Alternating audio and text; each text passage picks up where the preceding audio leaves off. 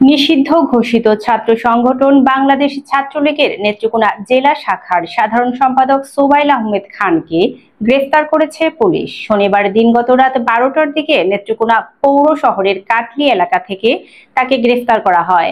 বিষয়টি নিশ্চিত করেছেন নেত্রকোনা মডেল থানার অফিসার ইনচার্জ কাজী শাহনেওয়াজ। গ্রেফতারকৃত সোবাইল আহমেদ খান নেত্রকোনা পৌর শহরের কাটলি এলাকার মৃত শফিকুর রহমান খানের ছেলে।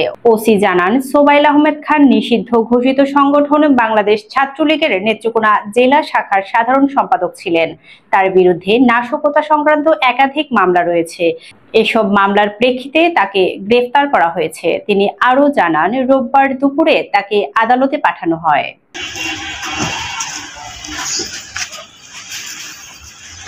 আমি